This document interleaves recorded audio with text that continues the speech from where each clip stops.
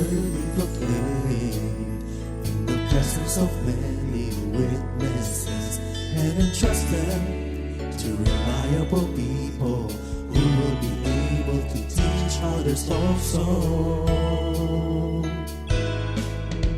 Take the teachings you heard me proclaim in the presence of many witnesses, and entrust them to reliable people who will be able to teach others also. Take the teachings you heard me proclaim in the presence of many witnesses, and entrust them to reliable people who will be able to teach others also. Take the teachings you heard me proclaim in the presence of many witnesses, and entrust them to reliable people who will be able to teach others also. 2 Timothy 2:2. Hallelujah, 2 Timothy 2:2. Praise the Lord. 2 Timothy 2:2. You and me, let us proclaim the gospel. 2 Timothy 2:2. Hallelujah. 2 Timothy 2:2. Praise the Lord. 2 Timothy 2:2. You and me, Let us proclaim the gospel of Jesus Christ.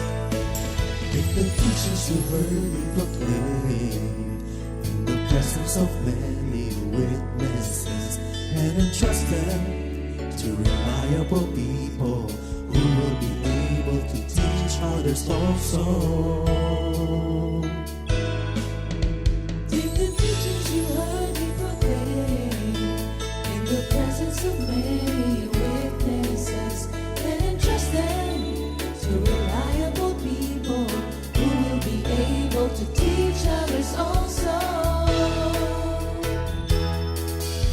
2 Timothy 2:2. Hallelujah, 2 Timothy 2:2. Praise the Lord. 2 Timothy 2:2. You and me, let us proclaim the gospel. 2 Timothy 2:2. Hallelujah. 2 Timothy 2:2. Praise the Lord. 2 Timothy 2:2. You and me, Let us proclaim the gospel of Jesus Christ. The harvest is plenty, but the workers are few. As for me and my house, we will serve the Lord. We will serve the Lord.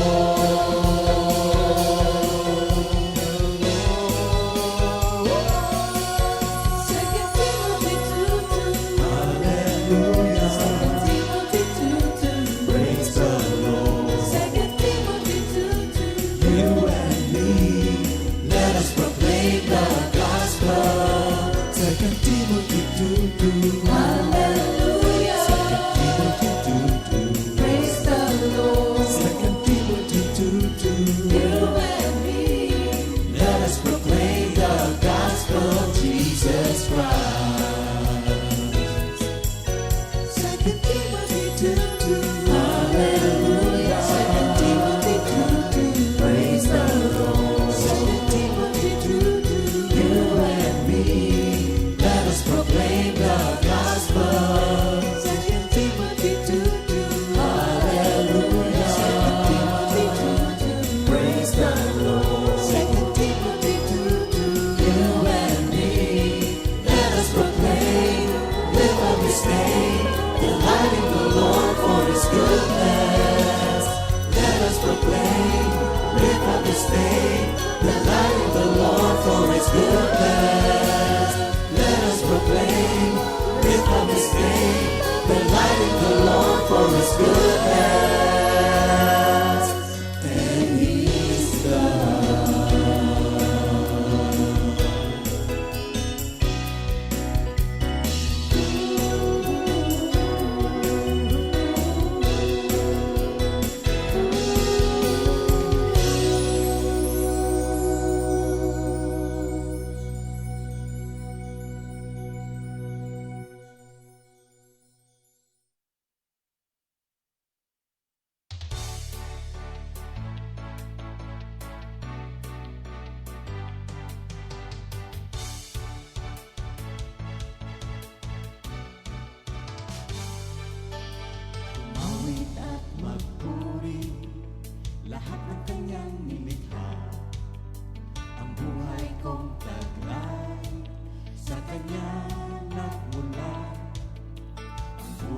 ko ngayon, binago niyang lubos.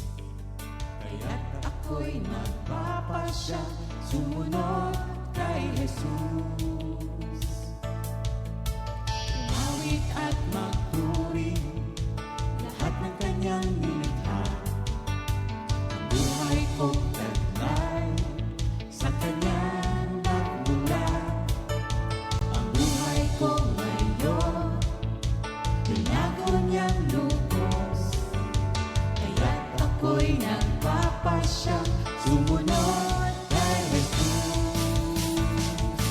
Lahat ng may buhay, sumigaw ng O Yahweh. Lahat ng may buhay, dapat magsaya.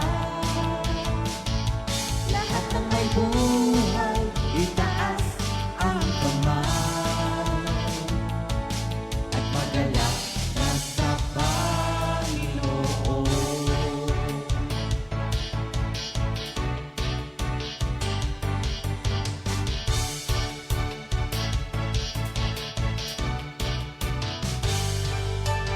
Umawit at magpuri, lahat ng kanyang nilikha. Ang buhay kong taglay, sa kanya nagmula. Ang buhay ko ngayon, binago niyang lubos. Kaya't ako'y nagpapasya, sumunod kay Jesus. Lahat ng may buhay, sumigaw ng O Yahweh.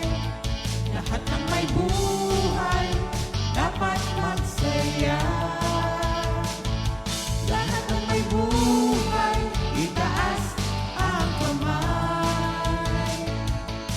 At magalak ka sa Panginoon.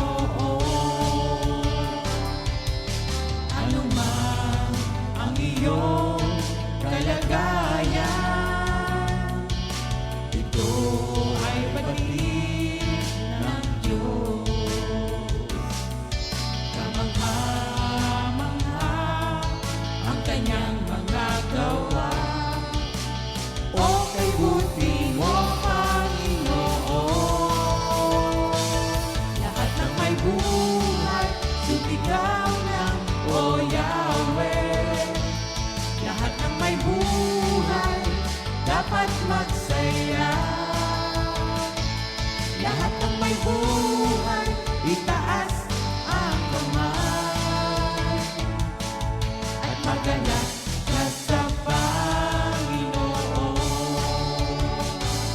Lahat ng may buhay, sumigaw ng O Yahweh.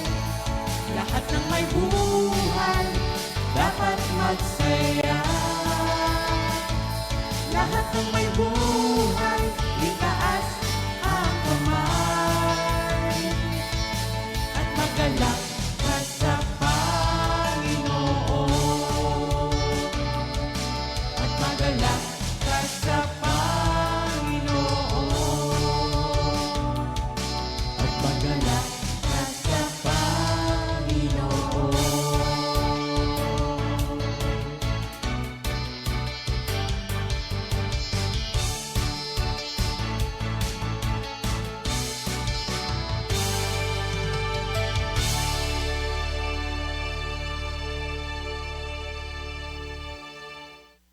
Good morning, Jesus! Purihin ang Panginoon. Yan, Pastor, dati ka. Magandang umaga po sa ating lahat at sumikat din ang araw. Amen. Sige, manalangin muna tayo, Pastor. Sige, manalangin tayo. Diyos namin na nagmamahal sa amin lahat. Pinupuri ka namin, pinasasalamatan. Kapagkat ikaw ang aming Diyos, simula pa nang kami iyong likhain. Kaya isinusuko namin ang aming sarili sa iyo. Through the power of the Holy Spirit, itaas mo kaming lahat upang aming maunawaan at maunawaan ang mga nanonood. Ilagay sa puso at kaisipan ang lahat ng mensahe. sa pangalan ni Jesus. Amen at amen. Amen. Yan. Muli kami po ay bumabati sa inyo mga kapatid sa lahat ng aming mga kamag-anak, kaming mga mahal sa buhay, lalong-lalo na ang aming Comfy family. Purihin ng Panginoon ang North, East, West, and South at ang ating mga Comfy Illinois family.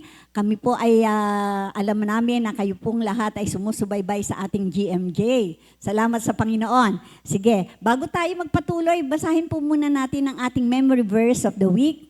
Ito po ay matatagpuan sa Matthew 23:12. Ang sabi po, "And whoever exalts himself will be humbled, and he who humbles himself will be exalted." Sa Tagalog version po, ang sabi, ang sige, Magmamataas ay ibababa at ang nagpapakababa ay itataas. purihin ang Panginoon. Alam niyo po ba na yung verse na yan ay related dito sa aming topic na i-discuss ngayong araw na ito? Sige po. Merong mamaya na yung announcement, ano? Sige, salamat sa Diyos. Mag-intro muna tayo.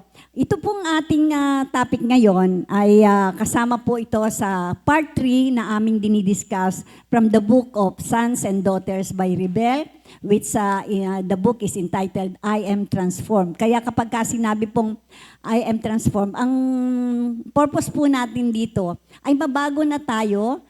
Totoo, lalong-lalo na ngayong 2026, dapat nakikita na sa atin ng pagbabago, katulad nga ng sinasabi doon sa ating mga naunang mga topic, na kinakailangan ikaw ay nag-grow ka na, dahil si Lord perfect, nagiging teachable na ang bawat isa sa atin. Tayo po ay nagiging consistent sa ating pagmamahal sa kapwa at sa Panginoon. Tayo po ay buo, whole, and we are pure and we are free. And you are unique. Tandaan natin, wag mong ibababa ang sarili mo, pero wag mo namang sobrang itataas. Basta alamin mo na ikaw ay mahalaga sa Panginoon. At tayo ay nagiging imaginative, productive, curious, intentional, and excellent. Yan po ay dapat nakikita na sa atin. As last week, ang ating pong naging topic ay God is missional and I am ready. Ito po yung topic na to ay isa sa parang nakikita natin na nagkakaroon ng purpose ang ating buhay kapag ka itong 2026 ay ginampanan natin ng Great Commission. At isa po sa ang naging scripture nga is Jesus came to seek and save the lost. At ang isang naging topic na diniscuss ni Pastor Fred ay yung pong galing po sa John 4. Ito po yung Samaritan woman.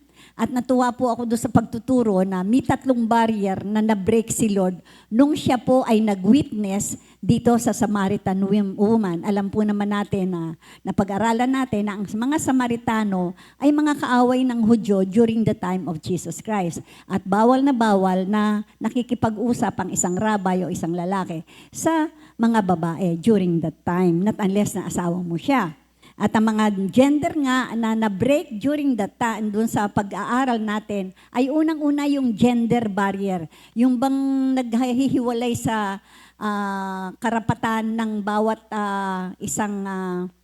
isang babae at lalaki.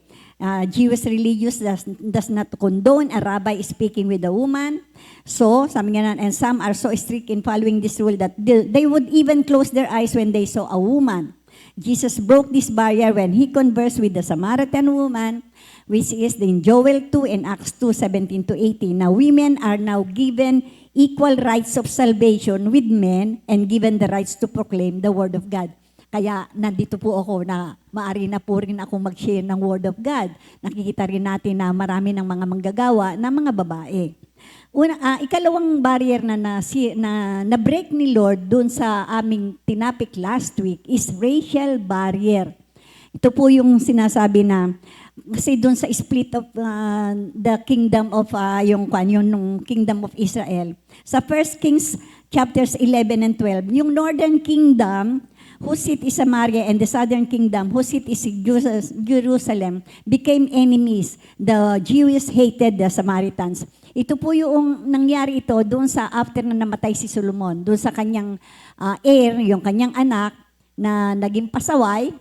Kaya ang nangyari na split ang kingdom, yung 10 tribo sumama po doon sa isang parang empleyado lang dati ni Solomon yon. Kumbaga, naging supervisor doon sa isang gawaan niya. So, doon po si Jeroboam.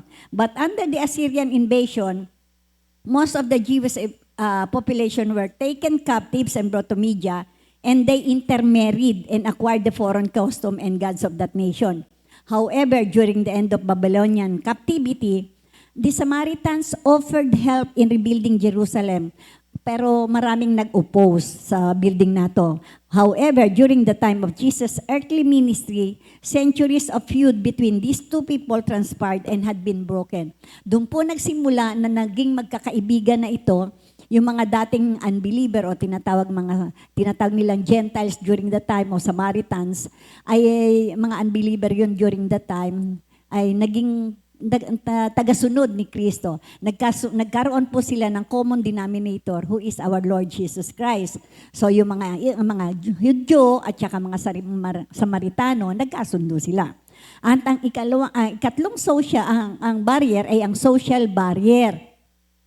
Itong social barrier, ito po yung sinasabing makasalanan ka man o righteous ka man, nagkaroon po ng pagkakasundo rin at na-break po ito. Wala nang maaring magsabi kasi ipinakita dito na yung Samaritan woman ay siya ay outcast ng society during that time kasi nga naging 5 yung asawa niya at yung present na asawa niya ang kinakasama hindi niya asawa. So ito po makikita natin na yung kahihiyan ng kasalanan ay na-break ni Lord kasi yung, di ba, sa Romans 3:23, all have sinned and fall short of the glory of God. So, kaya yung kasalanan na yun, matatagpuan lang sa pamamagitan ng ating Panginoong Jesus. Jesus gave an example to reach out and step out of our comfort zone to share to people who feel unwanted by society, the sinners who are having difficulties in going back to God.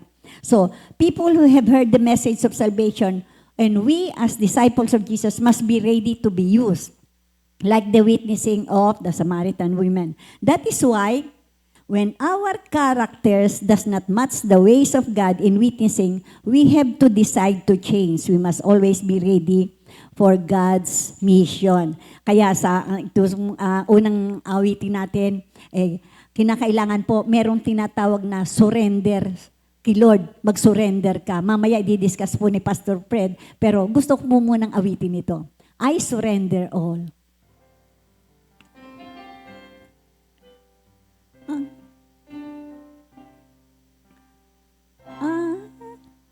Surrender all. Mataas medyo.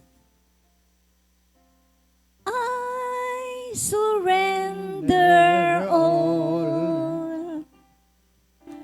All to thee, my blessed Savior, I surrender all. Pakibabaan ng konti, Minister.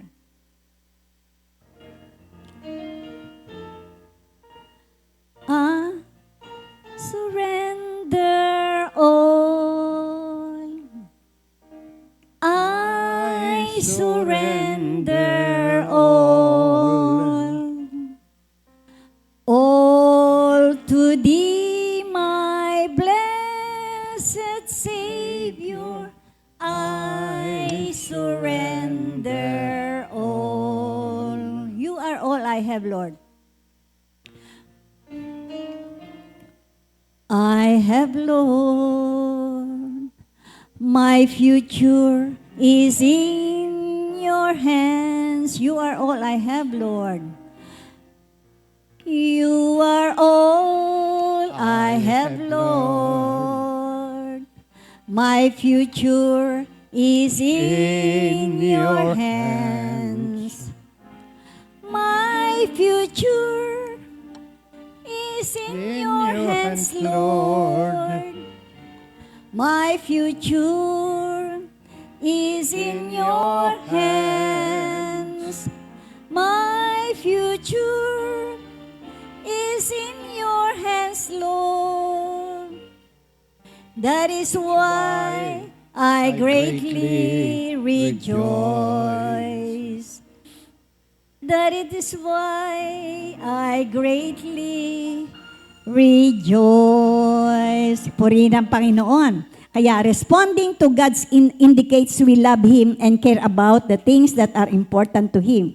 It is an act of respect and a form of worship. So because our God is a sovereign God and our life should be surrendered to Him, to be able to yield to the purpose of God in our lives, so our topic, our second subtopic under this part 3 is God is sovereign, so I am surrendered. Tawagin natin si Pastor Fred para sa ating word. Okay.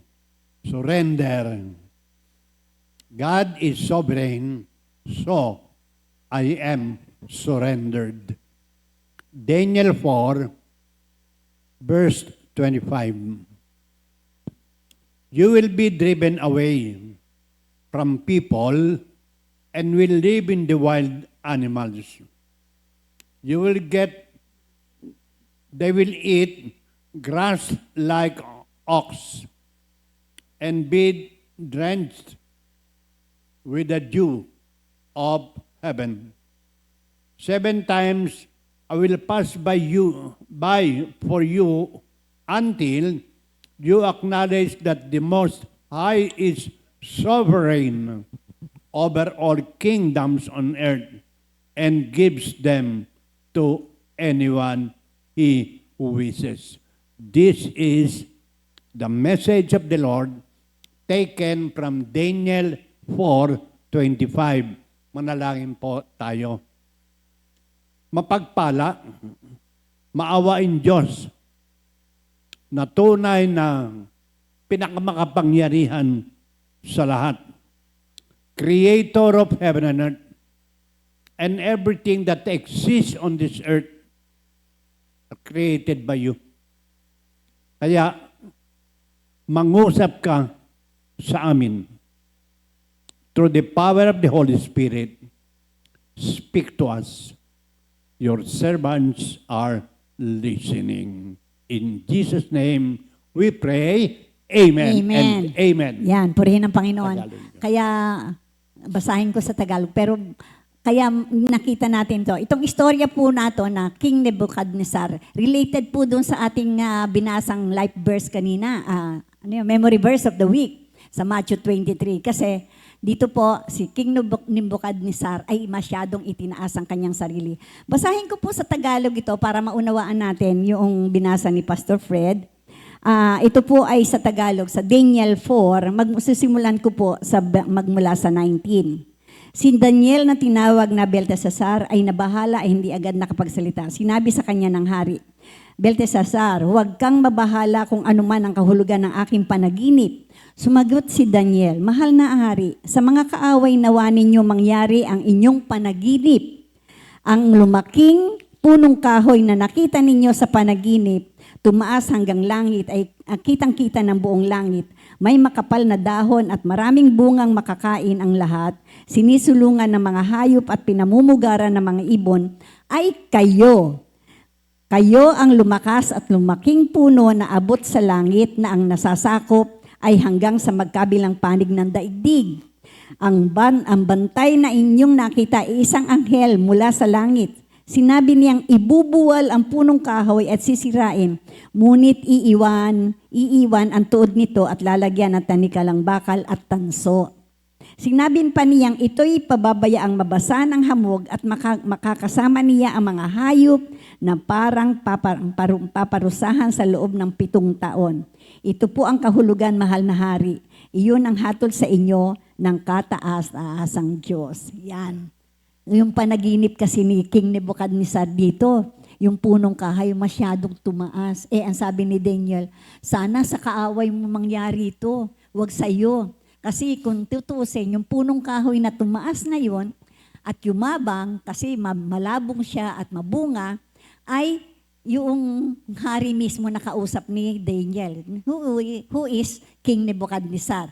Kaya ito nga sabi, ang parusa niya sa 7 taon, sabi nga naman, 7 times will pass by for you until you acknowledge that the Most High is sovereign over all kingdoms on earth, gives them to anyone He wishes. Ayan. Yan. So, Kahit ang hangga't hindi mo ina-acknowledge na sovereign si Lord, di ba, Pastor? Sige. Ang sovereignty ng Panginoon, this term expresses the biblical teachings concerning absolute, irresistible, infinite, and unconditional, ito ang pinakamaganda unconditional exercise of God's will over Self-will. every God's area self-will over- of His creation. Oh, God's self-will, yung sarili niyang pagpapasya. Di ba? Sa Tagalog nga, siya lamang ay mabuong kapangyarihan na maganap ang kanyang kalooban at kagustuhan na mangyari sa lahat ng kanyang nilikha.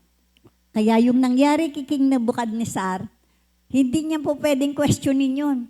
Hari ako, ano't nagmukha akong hayop na. Kasi doon sa kwan na yun, ang nangyari, kumakain na siya ng damo, naging parang kwan yun, hindi ba? Parusa sa kanya, imagine mo, for 7 years, hindi ba?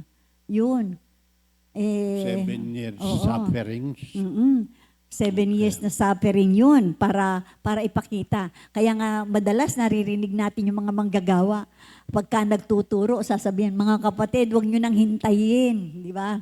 Na maranasan natin yung mga hindi magagandang bagay. Kasi once na, yung hindi mo po pwedeng basta-bastahin lang ang Panginoon eh. Because there's no other God like Him. Sabi, there is none like Thee, O Lord my God. There is none. There is none. Like Thee. There is none like Thee, O Lord Lord my my God. There is is none. There There is is none. Glory and majesty, power and victory, glory and majesty surrounds the Lord. Kaya walang maaring humigit pa kay Lord. Walang maaring magdikta. Yan ang sovereignty ni Lord. Siya lamang ang may buong kapangyarihan. Yan, sabi nga, ang doon sa binasa ni Pastor Fred, yung meaning ng sovereignty, absolute, irresistible, infinite, and unconditional exercise of God's self-will over every area of His creation. Kasama tayo doon. Ano man ang nangyayari sa buhay natin. Siya lamang. Siya lamang. Kaya yung mga nagtatanong, ba't ako pa? Samantalang ang daming salbahe dyan, ba't ako pa nagkaroon ng ganitong sakit? Yun po yun. Hindi natin pwedeng, kaya nga yung kay Job, sino ka para questionin ang sovereignty ni Lord? Sabi nga ni Lord, ikaw ba magtatanong ka? Andiyan ka ba nung likahin ko yung buong mundo? Kaya yun ang napakaganda. Because Meron God, pang isa kanina. Ako pa? oo, Parang yan, siya na. Oo. God is the disposer, Mang meaning, arranger, martial, or organizer. Siya ang nag-organize ng lahat ng bagay sa daigdig, lalo-lalo na yung ating mga kilos at saka yung ating mga gawa. Sa lahat ng panahon, as well as the creator and sustainer of all that exists. Kasi siya ang lumikha ng langit at lupa Amen. at sa lahat ng bagay na nandito sa daigdig. nga ito.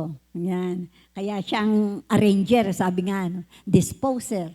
Siya, praise God, of all events throughout. Kaya ang alam mo itong ganda-ganda ako dito, sabi gano'n niya, nung habang pinag-aaralan namin to, kasi sabi nga naman, lahat ng nangyayari sa buhay natin, siya ang organizer, siya ang nag-arrange, di ba?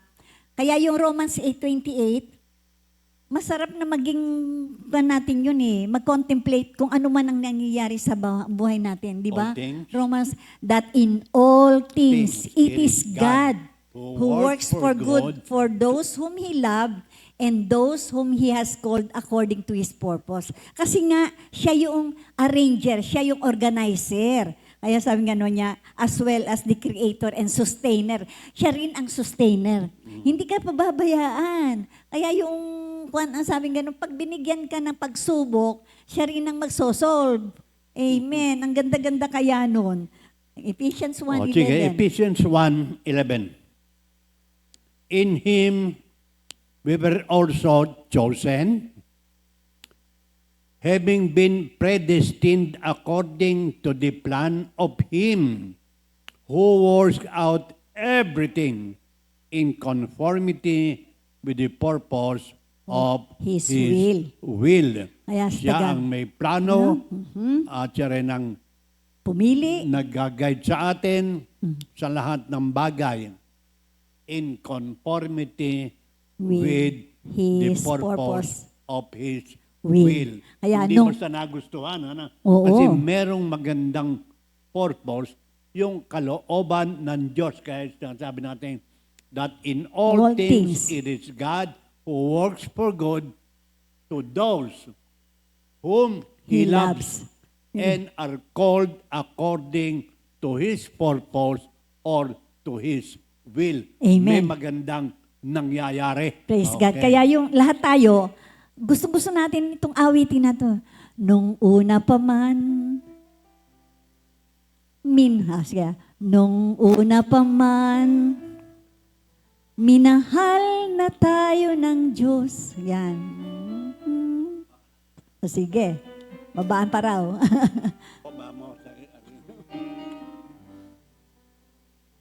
Nung una pa man, minahal na tayo ng Diyos. Nung una pa man, pinili na tayo ng Diyos. Huwag mangamba o mag-alinlangan pa. Tapat ang Diyos sa kanyang pangako. Nung una pa man, minahal na tayo ng Diyos. Nung una pa man, pinili na tayo ng Diyos. Huwag mangamba o mag-alinlangan pa. Tapat ang Diyos sa kanyang pangako. Ikaw ang aming Diyos. Tunay kang kamangha-mangha. Kadakilaan mo'y aming ihahayag. Pagkat pag-ibig mo, Jesus, ay hindi nagbabago. That is our sovereign God. Napakaganda. Kaya dito sa Daniel 4 na to, yung istorya ni Nebuchadnezzar, nga, makapangyarihang hari siya eh. Di ba? Pero naging palalo. Hinangad niya na sambahin siya ng mga tao. Hindi ba nagpatayo pa nga siya ng ribulto? At ginawa siyang isang taong kaya ang ginawa ni Lord, ibinaba. Kaya sabi gano'n, lahat ng nagmamataas, ibababa ng Panginoon. Kaya ito nangyari, ginawa siyang isang taong narinahan kasama ng mga hayop, namuhay na parang hayop, at hanggang siya ay manumbalik at kinilala ang sovereignty ng Diyos, ang kapangyarihan ng nag-iisang Diyos. There's nothing there. Kasi ang kanyang hinangad, meron siyang unit o ninanais. Hinangad na siya ay sambahin ng mga tao, kaya ang Diyos ay gumawa ng isang taong naninirahan kasama ng mga hayop. Ginawa siyang isang tao. Oo. Okay. Pagmamahal pa rin ni Lord yun. Kaya kapag tayo nagkakaroon ng ganitong mga katulad, ang buti nga, hindi tayo nagiging katulad ni Nebuchadnezzar. Ito yung naging parang taong grasa siya, kumbaga sa present time. Imagine mo, itong kay Nebuchadnezzar, siya naman ay na kumakain ng damo. Imagine mo, maging katulad ka. Wow, hindi ba? Para ang Diyos lang ang pwedeng gumawa niyan. Kaya kapag merong isang taong medyo mahirap, yung sabi mo, yung mahirap magbago, huwag kayong mag-alala mga kapatid. Lapitan natin ang sovereign God. Siya lang ang pwedeng magbago sa isang tao. Hindi ba? Kaya niyang kaya niyang ayusin yung Kaya mga sabi niya, hanggang na siya ay Nebuchadnezzar ay nanumbalik at kinilala ang kapangyarihan ng Diyos. Yes. Until you nakilalanin acknowledge niya the sovereignty. ang kapangyarihan or the sovereignty of God or over things that are happening or whom He created. Amen. Ito nga yung sinasabi ko kanina, sabing ganun dito. There is nothing which lies outside the realm of God's sovereignty, including even the evil acts of men. Kaya, lahat yun. Wala kang maaring ihiwalay o ichapwera. Kahit na ikaw ay sasabi mong napakasama ng tao niyan, napakasama ka na. Kaya ni Lord. Lahat po yan.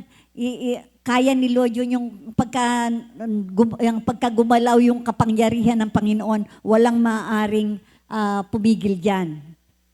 So, yung evil acts ng tao, hindi na-approve ng Panginoon, Oo, ng sovereign God. Hindi niya but He permits, ina-allow niya, yes. or govern and uses them for His own purpose and glory. Amen. Kaninong purpose? Kay Sa Lord pa Panginoon, rin. Kaya sa kahit Panginoon. na masama yung mga tao na yan, may purpose yan eh. Hindi ba? Ito lang. Alam mo, natutuwa ako dito. Kasi pag sabi nga ganon, there's nothing is new under the sun, sabi sa Ecclesiastes 1:9. Yung nangyari noon, nangyayari pa rin naman ngayon eh. Kasi yung nangyayari sa ating gobyerno ngayon, nangyari naman rin noon yan eh. Hindi ba? Ibababa eh. Pero yan ng Panginoon, kapag ka ikaw ay bilang namumuno, o yun nga, mga hari, o kung ano man, yung kings na during that time, kapag ka yumayabang talaga, kayang-kayang ibaba ni Lord. Pwedeng ibagsak eh. Pero for good pa rin. O for His purpose. At saka may ginagamit rin siyang mga hari na para, hindi ba? Katulad ni Cyrus. Si Cyrus po ay isang hari ng Assyria. At siya po ng Syria, siya po ay ginamit ni Lord, kaaway yun ng mga Hudyo pero ginamit si Cyrus para makilala ng mga tao o matulungan ang lahat ng mga anak ng Diyos. So, si Cyrus nasa book of Isaiah. So, itong nangyayari ito ay napaka-importante for our eternal destinies or our eternal life in heaven. Amen. The gift of eternal life is the possession of those whom God, before the foundation of the world, predestined unto adoption. Amen. Hanggang sa huling Oo. sandali. Kasi Ang talagang purpose ni Lord, nakapositive lahat. sa destiny ng mga tao, hindi ba? Para talaga maligtas. Yun naman ang pinaka-main purpose ni Lord dito sa mundo na to. Sa Ephesians 1:5, ang sabi pong ganon, Pastor, anong sabi niya? He predestined us for adoption to sonship through Jesus Christ in Accordance with His pleasure pleasure and will. Ayon doon sa kanyang kagustuhan because He's sovereign God at kanyang yung will o ganap na kalooban niya ang masusunod. Yan. Kaya doon sa kwan, sa Adoption, related rin ito doon sa Ephesians 1:11 na inawit natin. Ganon din eh. Oo, pinili niya tayo upang maging anak niya sa pamamagitan ni Jesucristo. Naging anak tayo ng Diyos because of Jesus Christ. Sa John 1 verse 12. Sabi gano'n niya, those who receive the Son, di ba, yung naniwala sa anak, ay binigyan ng karapatang maging anak ng Diyos. Kaya yun, nakakatuwa.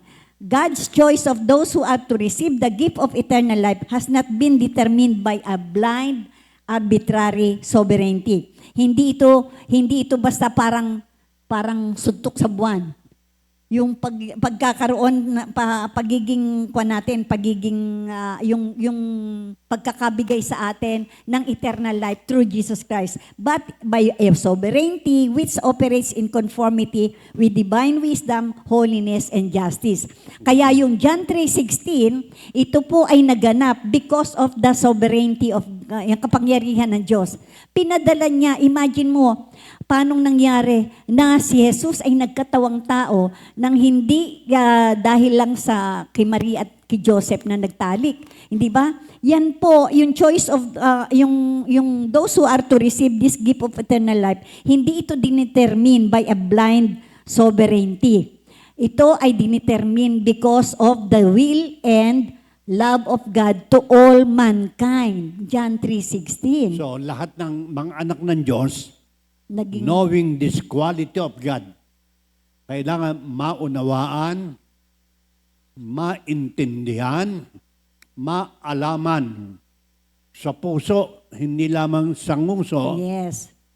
pati yung kaisipan. Ano ba nilalaman ng puso mo? Yeah. Ang gusto mo talaga, wholeheartedly know it and obey Him. Amen. Kaya, mga kapatid, kapag ka naunawaan natin na ang ating Diyos ay sovereign, ibig sabihin, meron siyang control sa lahat ng bagay, meron siyang kapangyarihan sa lahat ng bagay, talagang susuko ka eh.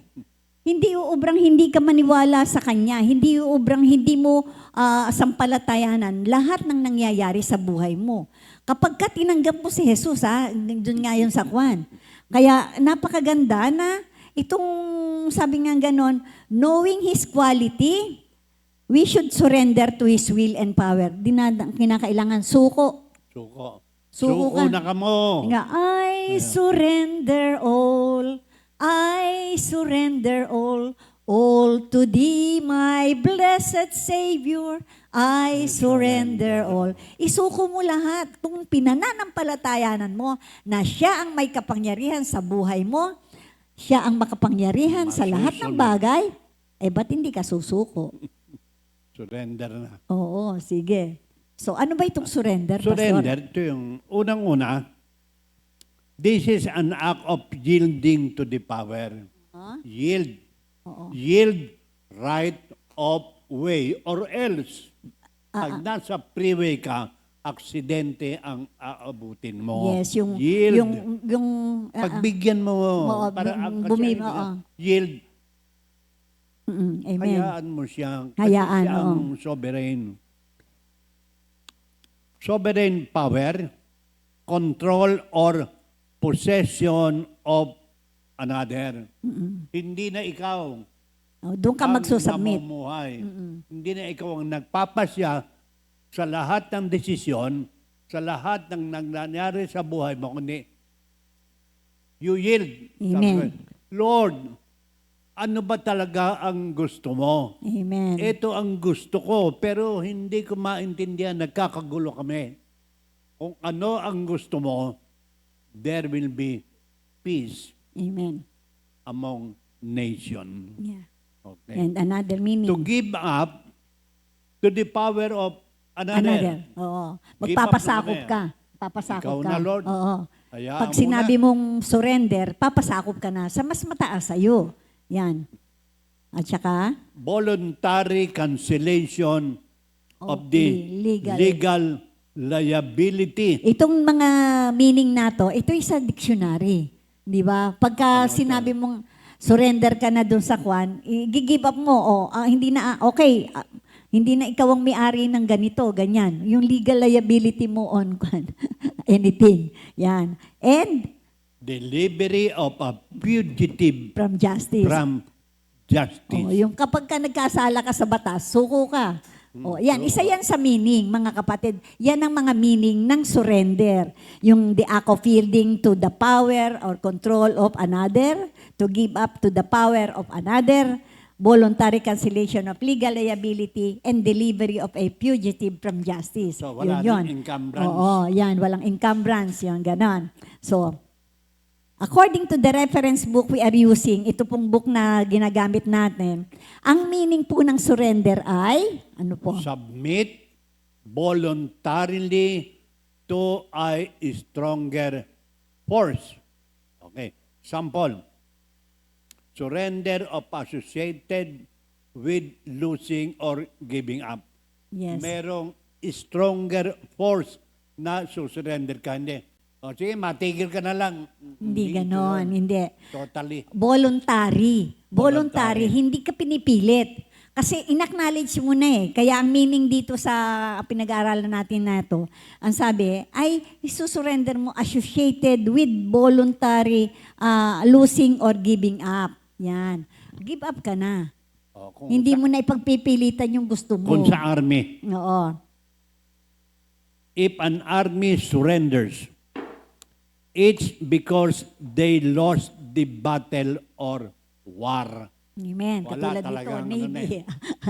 Oh, and Suko then, na. suko na. Oo. Hindi kundi meron ng puting na surrender na kamo, ini. Oo. Ayan. If a soldier, If a soldier surrenders, they are taken into custody by the enemy. Oo. Yun yung During the tinatawag one, yung na mga prisoner Of war. war. POW. Oo. Kaya kung anong gawin sa iyo nun. If a fugitive surrenders, they quit running and resign themselves to their fate. Kapag ka sumuko na ang isang kriminal, hindi ba? O sige, kung makulong ako, kung masentensyahan ako, okay lang. Yun isa sa surrender. Okay. Pero ang alam nyo, ang surrender, hindi palaging masama. Kasi itong mga binasa niyan, sa army, nag-surrender ka kasi natalo sa gera. Soldier, nag-surrender, kaya taken into custody, naging prisoner of war. Pagka yung fugitive naman, naging prisoner ng kwan, yung without, anong tawag yun? Without, anong tawag doon? Wala nang rights, hindi ba? Oo. Ayan, nakulong na sila. Oo. Pero hindi palaging depends on salbahe. what? It depends On what you are surrendering. surrendering to and why You you are surrendering. Ayan. Yan. Kaya ito hindi palaging masama. Kasi ano ba yung pinagsusurrender mo? Katulad nga nung matulog ka sa gabi. Surrender na yung katawan mo. Kailangan matulog ka. Yan. Surrender mo na yung body mo. Every night you lie in bed. You surrender to sleep. If a child relaxes in the arms of their parents, they surrender to the safety of people who care for them. Di ba? Ito para rin yung holy rest. Oo, yung divine rest o sacred rest. Oo. Pinamamahinga ka na, Ayaw mo pa. resting, ayaw mo pa kung kailang nakahiga ka at ikawin namamahinga, you surrender your body in order to regain it. Amen. Ang nangyayari, lalo kang hindi gumagaling at hindi ka natutulog. Amen. At saka kapag ayan, kaming dalawa, pag gumanon ako, di surrender na, hindi ba? They surrender to love and to one another. Isa yun sa magandang surrender. At Ito, saka, yung A child relaxes in the arms of Tapos na yun. parents. They surrender to the safety of people who care for them. oo, nabanggit mo na yan, Pastor. yan, ikaw. Oo. Dahil Oo, ano ka, yan, dito ka na babae ka. ngayon. Sige. When two people fall ahead over heels of each other, they surrender to love Amen. and to one Ano? another. When you, bungee Bungee jump or Bungee skydive. jump. Yan. or sky Dive. dive or any activity that overrides the body's natural instinct Instinct and to avoid falling from high places, you surrender to gravity, claiming the adrenaline rush. is worth the terror. Is Nakakita na ba worth kayo na the nagbabungee jump? Di ba? Pagka kwan, kasi hindi mo pinipigilan yon, nag-yield ka lang kung ano yung kwan. Ganon din sa skydive. Kaya kapag kwan, ang ibig niya, nagkiniklaim mo na yung sumusurrender ka sa gravity. Yan po ang mga magagandang surrender. The point is, we can choose which stronger force to submit to, and if it's the right force, we benefit from it. Nagbe-benefit ka kapag tama yung mga bagay na sinusurrenderin mo. We can give in to our passion and temptation, or we can submit our will to God's holiness. Ito ang choice mo. It's either you give in to passion or temptation, or submit to God's will, holiness. Ikalawang choice, we can give in to fear and shame, or we can surrender our emotions to God's peace, or we can pass. We can follow bad advice, or we can surrender our choices to God's wisdom. Yan. Dalawang choice yan. Mamili ka na. kung sino rin magbibigay ng advice Oo, sa'yo. yung tama bang advice Tama o ba? yung sama bang o yung wisdom ni Lord. Lalo yung, Kaya tayo pinag-aaral ng salita ng Diyos yung, yung grieving the Holy Spirit. Yes. Mm-mm. Pag sinasabi sa'yo, hindi Sinasabi na sa'yo ng banal na ang sabi Espiritu. ng salita ng Diyos, submit. Pagkatapos, ipagpipilitan mo yung sa iyo, nako, piliin mo yung wisdom ng Panginoon. Amen. That's the wisdom from above. Amen. Hindi wisdom from below. Yes. Kaya nga yung sinabing we can yung sin, hindi ba? Our choice is ours, but the results are very different depending on what we choose. Kung ano yung magiging resulta kapag anong pinili mo. Yun sa Romans 6:15 to 18, Pastor, anong nakasulat? Sa 18 muna, tingnan natin. Ha? You have been set free. Malaya ka na sa kasalanan and overcome and have become slaves to righteousness. Oo. Bago na. Pinalaya na kayo sa kasalanan. Nakalaya ka na. Tingnan mo Ngayon, yung 15, ha? What then? We sin because we are not under the law, but under grace. By no means, don't you know that when you offer yourselves to someone as obedient slaves, you are slaves of the one you obey. Whether you are slaves to sin, which lead to death, or obedience, which lead to righteousness. yan rin ang choice mo. Dalawang choice yan. Mamili ka na. Mamili ka na. Ano ba? bang gusto mo? Magpapaalipin ka ba sa kasalanan o magpapaalipin ka sa righteousness ni Lord, sa kakuan niya? Yan, sa pagiging Parang matuwid. sa John 15. Oo. I do not call you slaves any longer, but I call you friend because I have told you everything about the Father. Bakit siya sumunod? Because of the Word of God that he or she have read. Amen. Kaya sabing gano'n, nakakatuwa dito, sabi niya, pero sabi niya, ngunit salamat sa Diyos, kayong dating mga alipin ng kasalanan ay taus-pusong sumunod sa katotohanan na nasa aral na ibinigay sa inyo. Kaya thanks be to God. Kaya, thank you Lord, that through you, you used to be slaves of sin, but you have come to obey from your heart the pattern of teaching that has now claimed your allegiance. Ngayon natuto na tayo. Dati hindi ba? Dati naman Nakakatuwa talaga mga kapatid. Pero hindi nangyayari yan on your own effort.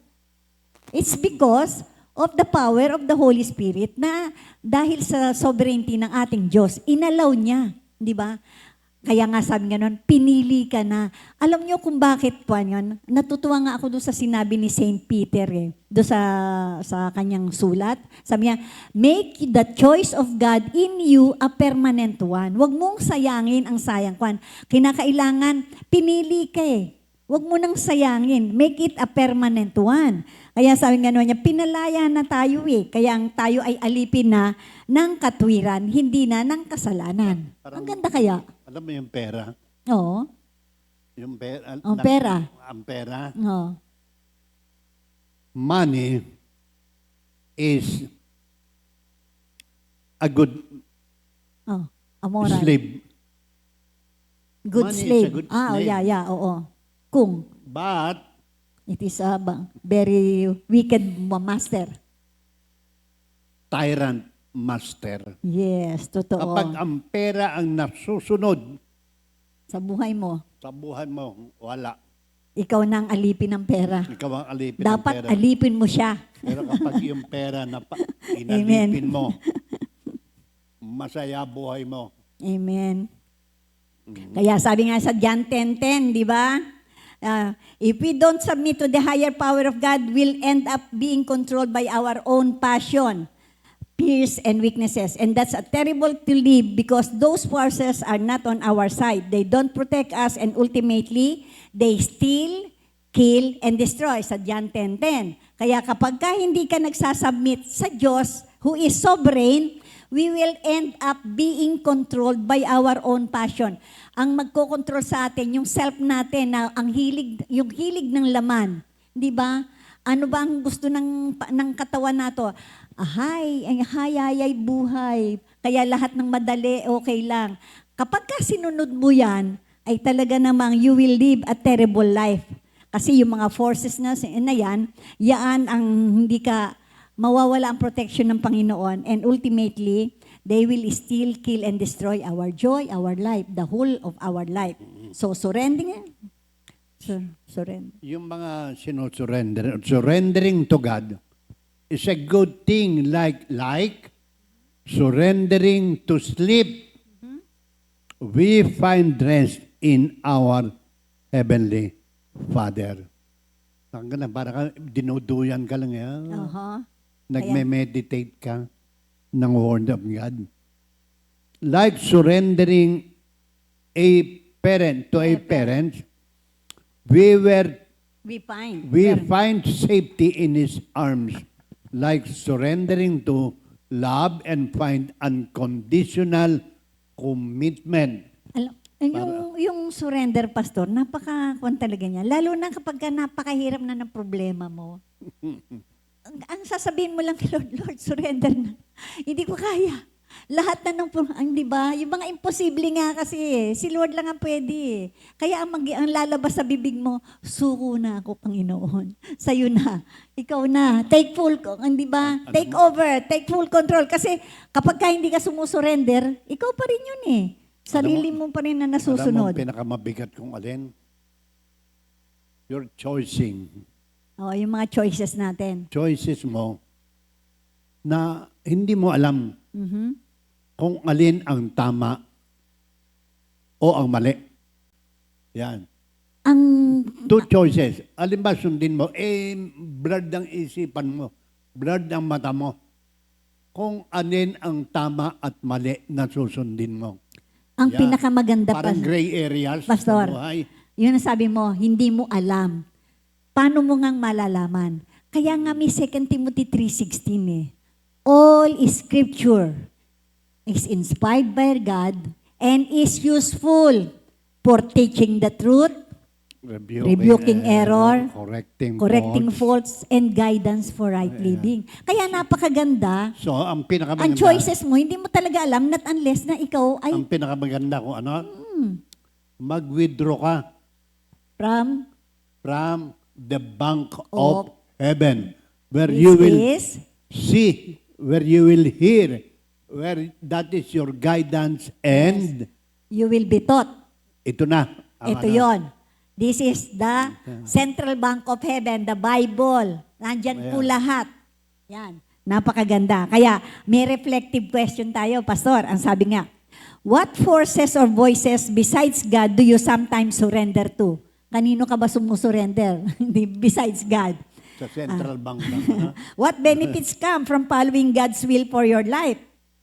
And are these specific areas of your life that you need to surrender to God? What are there specific areas of your life? Meron bang mga bagay sa iyong buhay na dapat mo nang isurrender? 'Di ba? Meron ba yung hilig mo sa anything, hilig mo sa kotse, hilig mo sa mga gadget, hilig mo sa Korean novela. Ako 'yun. O marami, 'di ba? Lahat naman tayo, hindi kami exempted doon, mga kapatid. Itong topic na 'to, ito hindi binibigay namin, hindi lang para sa inyo, kundi para sa amin din. May mga bagay po kami talagang dapat isurrender rin to our sovereign God. Kaya napakasarap kapag tinuturuan ka, ikaw ang kapag kami nagtuturo, don't you know that we are the first one being taught by God. Yan po ang napakaganda dyan. Because once you say it, you hear it. Di ba? Kung ano yung sinasabi namin, naririnig namin yun eh. Kaya yun po ang pinakamaganda. So may mga struggle ang isang tao na ikukuha ni Pastor. Okay. Priority of living. Anong priority natin? Pagkagising. Praying. Ano ating ulam? Anong ating kakainin? Pagkatapos, maliligo ba ako o Yes. hindi ako maliligo? Isang buwan ka na hindi naliligo. So yan ang struggle ng tao. Struggle of living. Priority of living. Isa yan sa... Isa. Yan. Number 2, anong priority? Surrender mo. To evil temptation against power of this dark world, against evil forces in the heavenly realm. Yeah, struggle ng tao yan. Kumisan, mas susurrender ka sa evil forces instead of surrendering to God. Yan po. Kasi ang temptation, napakarami po dito sa mundo na to. Bakit ba napakaraming corruption? Grabe. Pakitaan ka ba naman ng isang kwarto na pera? Grabe yun. Paano ka na? So disagree. Di yung mata mo biglang nagiging yung gold, hindi ba? Yan po, napakabigat na temptation yan, mga kapatid, because the love of money, idolatry, vices, evil bondages, Yung love of money, it Sabi- is the root of all kinds. evil. The love of money. Love, Yun nga love, pong, sabi ko nga, hindi ba, yung doon sa vices na lang, how come na this small stick can make you a slave? How come that you cannot surrender it? Di ba? Pagka ayaw mong tumigil ng kasisigarilyo, slave ka nun. You cannot surrender. Di ba? Hindi ka makasurrender eh. But how can you do it? Makakaya mo yan, kapatid. Wala kang pambili. Lumapit ka kay Lord. Wala nga Tanggapin mo pambili. banal na spirito, kayang-kaya yan, di ba? Wala nga pambili. Marami akong nakikita. Oo, kaya... Walang pambili ng pagkain. Oo, kaya doon sa ating intercessory, hindi ba, yung sa mga tricycle boy doon sa ating lugar, ang aming pong prayer, yung vices mo wala. Kasi yun ang nag-i-improvise sa kanila. Umihirap sila dahil sa mga bisyo. Amen. Number 3, ang mga struggle ng men to surrender. Anong dapat i-surrender? Living Personal? your comfort zone. Yeah. That is the personal desires to go to God's will. Sabi nga, living your comfort zone. And worldly lifestyle. Amen. Hindi lifestyle, worldly. Worldly. Yung sinare ko nung isang araw, Uh-huh. yung mga babae ngayon, Oo, yung mga Diyos ko po, halos ang suot hindi mo maintindihan. Sometimes even Christians, even members of the church fail to recognize kung ano yung dapat isurrender. Yes, oo. Daw ngayon, alam na natin. Dress properly naman. Amen. So, yung number 4 na dapat nating Failure to give all the glory to God. Amen. Kayabangan ang itinataas sarili Praise God. or pride. Kayabangan, kaya ang sabi doon sa verse for the week,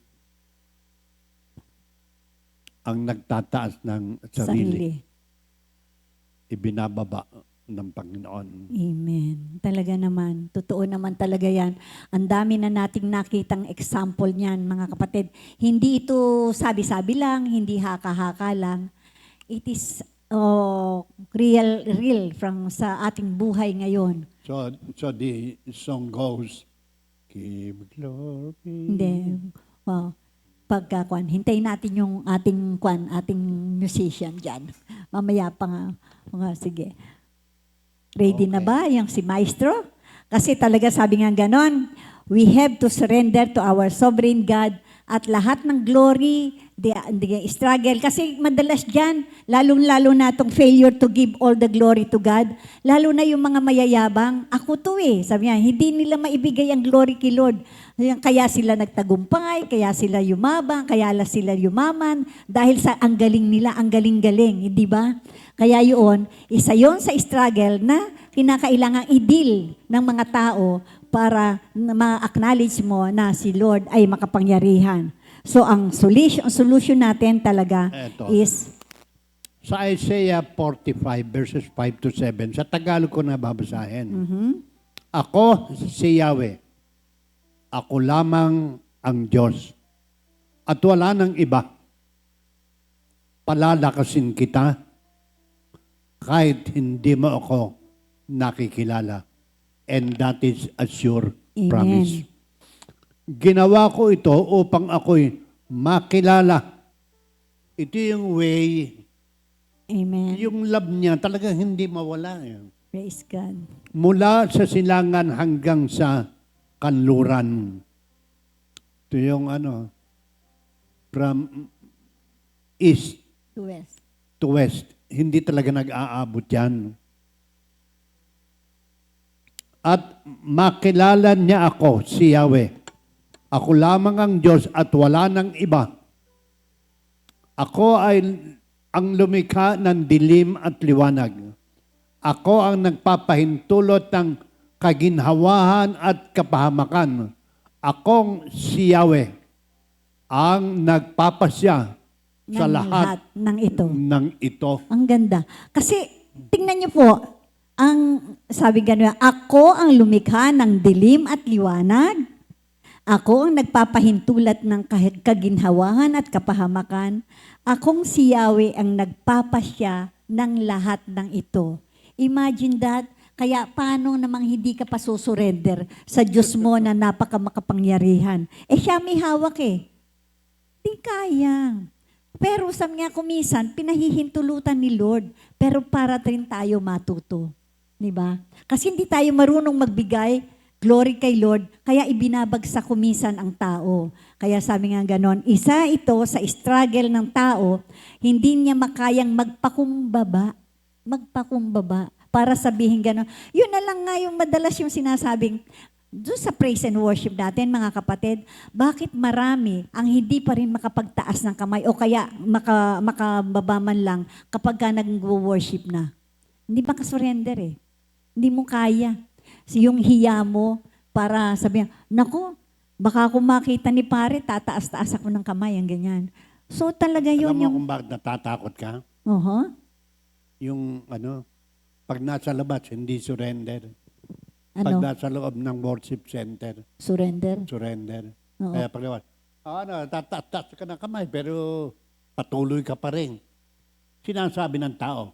Pero ang Panginoon, hindi nanunumbad. Amen. Iyan ang kapangyarihan ng Diyos. Ang sabi sa John 17:4, model of surrendering. Inihayag ko dito sa lupa ang iyong kaluwalhatian na tapos ko na ang ipinagagawa mo sa akin. Amen. Everything, sinabi ko na sa inyo, wala akong itinira. Natapos ko na ang ipinagagawa mo sa akin. Amen. The finished work of God. Ang inihayag ko. Yan. Kaya sabi nga Ang nun, kaluwalhatian ng Diyos. oo, dito sa John 17, itong prayer ni Jesus Christ. Oo. Kaya sabi niya kay Lord, ng prayer niya, I have brought you glory on earth by finishing the work you gave me to do. Binigyan niya ng kaluwalhatian ang pangalan ng Ama dahil natapos ang kanyang gawa Oo. dito. Meron Amen. tayong kanta Kaya, ng araw dito, pero oo. hindi natin kakantahin. oo, pero ang kakantahin ko na, itong Hindi, giving glory to ano ba God. yung, Oo. sa iyong trono. Okay. Give glory and honor to the Lord, for His wonderful and mighty deeds for me. He conquers my heart with His love. Give glory and honor to the Lord. Sabayan niyo kami mga kapatid. Give glory and honor to the Lord, for His wonderful and mighty deeds for me. He conquers my heart with His love. Give glory and honor to the Lord. Purihin ang Panginoon. Bago namin i-wrap up at sa ating closing prayer, batiin muna natin ang mga nagdiriwang ng kanilang kaarawan at saka anniversary sa araw na ito, January 15. Ba, si Minister Ed Galietes, naku, asan ba siya? Nasa outreach siya, no? No. Okay, pwede ka naman magpadala. Sister Joy Villaflor, Brother Mark Payawal, and Sister Hamila Nyebera. Purihin ang Panginoon. Yeah. At saka happy anniversary sa aming mga inaanak, si Brother Ian and Sister Sara Abena. Enjoy your day. Brother Bong, batiin natin sila.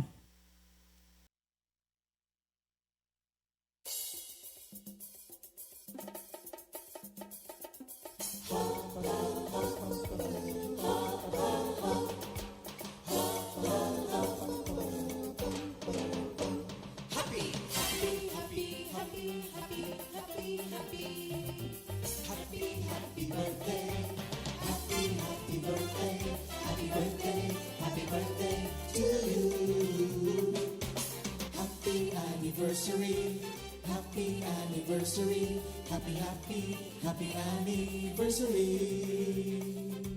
Happy anniversary. May the good Lord bless you, may the Lord's light shine upon you. Happy anniversary to you. Happy, happy birthday to you.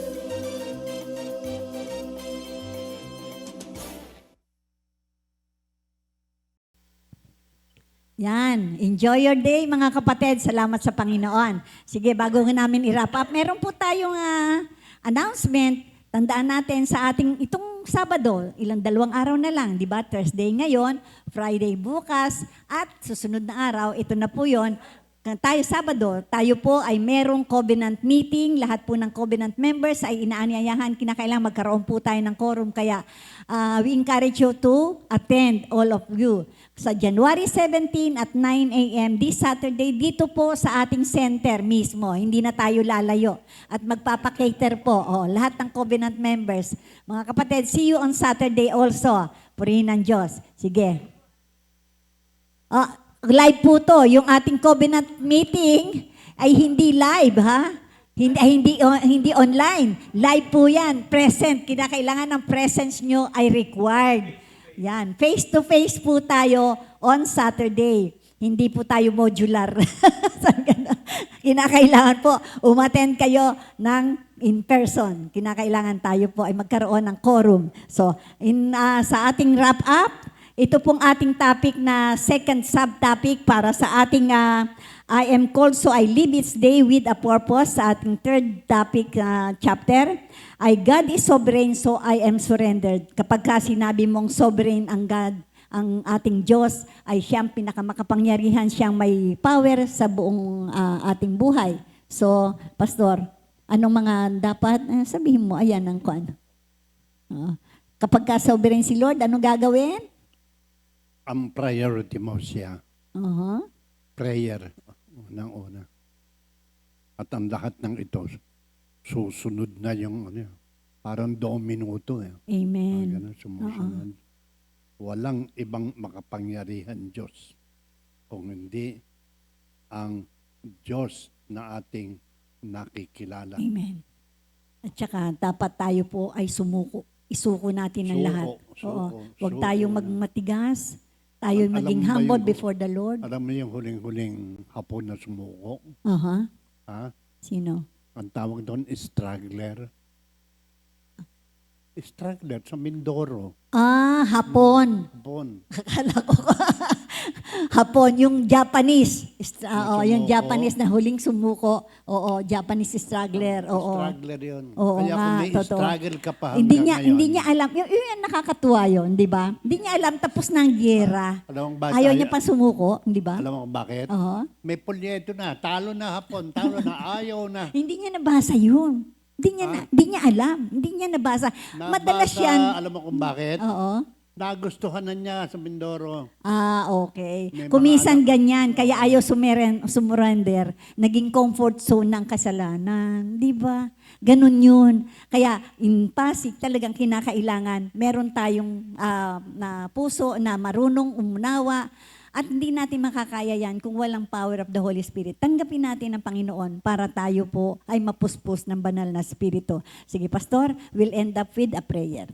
Okay, dahil mahal tayo ng Diyos, for God so loved the world that He gave His only begotten Son.